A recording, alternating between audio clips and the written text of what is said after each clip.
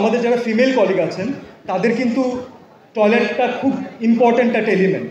এত বিজি স্কেজুলের মাঝখানে আমি আমার এত পছন্দের মানুষগুলোকে সামনে দেখতে পাচ্ছি, আমাদের প্রিয় ভাইদেরকে পিছনে দেখতে পাচ্ছি, যাদেরকে ছাড়া আসলে আমরা চলতে পারি না এক মুহূর্ত। তো আপনাদের সবাইকে ধন্যবাদ, এবং আরেকটা বিশেষ ধন্যবাদ টাইলক্সকে। টাইলক্সকে কেন ধন্যবাদ দিলাম সেটা পরে আসি।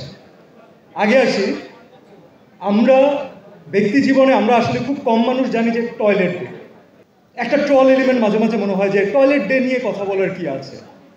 টয়লেট ডে নিয়ে কথা বলার কিছু নেই আপনার কাছে, আমার কাছে, অথবা আমাদের বন্ধু বান্ধবদের কাছে। তার কারণ হচ্ছে আমাদের একটা প্রপার হাইজিনিক টয়লেটের অ্যাক্সেস আছে। আপনি, আমি পার্টিকুলারলি আমি বলবো যে আমার ফিমেল কলিগরা, আমরা সবসময় কাজে গেলে, যখন ঢাকার বাইরে যাই, আমরা সবসময় কিন্তু দেখি যে নিজেদের জন্য আমরা তো যে কোনো জায়গায় ট্রাই করি যে অ্যাডজাস্ট করে নিতে, কিন্তু আমাদের যারা ফিমেল কলিগ আছেন তাদের কিন্তু টয়লেটটা খুব ইম্পর্ট্যান্ট একটা এলিমেন্ট। এবং আমরা ডিরেক্টরদেরকে, আমাদের টিমকে রিকোয়েস্টও করি যেন টয়লেটটা অ্যাটলিস্ট হাইজিনিক থাকে। তার কারণটা কি বলুন?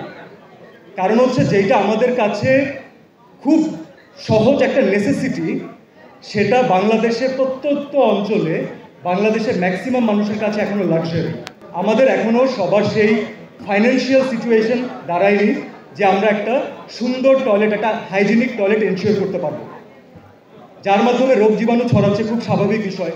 এখন আমি এখানে বাচ্চার বাবা, সাকিব ভাইয়া বাচ্চার বাবা, এখানে অপি আপু বাচ্চার মা, এখানে এমন অনেক প্যারেন্টসরা আছেন, রাইট? তো আমরা নিজেরাও দেখি যখন আমরা আমাদের জন্য কোনো কিছু একটা কিনতে যাই অথবা কোনো একটা কিছু নিতে যাই, তার থেকে বাচ্চার জন্য যখন কিছু করি সেটা নিয়ে আমরা অনেক বেশি কনসার্ন থাকি।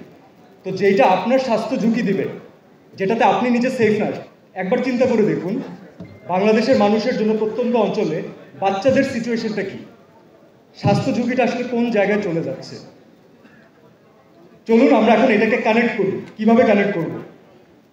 আমাদের সিচুয়েশন ফাইন্যান্সিয়ালি আনসলভেন্ট ছিল, এটা মেনে নিতে হবে প্রত্যন্ত অঞ্চলে। তার উপরে নতুন অ্যাড হয়েছে বন্যা পরিস্থিতি, এবং আমি শিওর যে আপনারা সবাই জানেন যে এই বন্যায় অনেকে কিন্তু তার অনেক ঘরবাড়ি হারিয়েছেন, অনেকে তাদের প্রপার যে ওয়াশরুমের জন্য যে যতটুকু তাদের বরাদ্দ ছিল, তাদের জায়গা ছিল, সেটাও অনেকে হারিয়েছেন। তো এখন সলিউশন কি? সলিউশন হচ্ছে আমাদের সবার একসাথে কাজ করা। This is it. কীভাবে আমরা করতে পারি? প্রথম একটা ধন্যবাদ দিয়েছিলাম টাইলক্সকে, মনে আছে? এখন আসছি সেই প্রশ্নে। টাইলক্স একটা খুব সুন্দর উদ্যোগ নিয়েছে, যেটা আমার মন থেকে মনে হচ্ছে আমাদের সবার একসাথে অ্যাপ্রিসিয়েট করা দরকার। এই বন্যা দুর্গত যারা আছেন এবং যারা সুবিধা বঞ্চিত আছেন তাদের জন্য টয়লেট নির্মাণে সাহায্য করতে যাচ্ছে টাইলক্স। সো আমি আমার ব্র্যান্ডের জন্য একটা তালি চাচ্ছি আপনাদের সবার কাছে। Thank you so much. টাইলক্সের এই উদ্যোগটাকে আমরা আসলেই অ্যাপ্রিসিয়েট করি।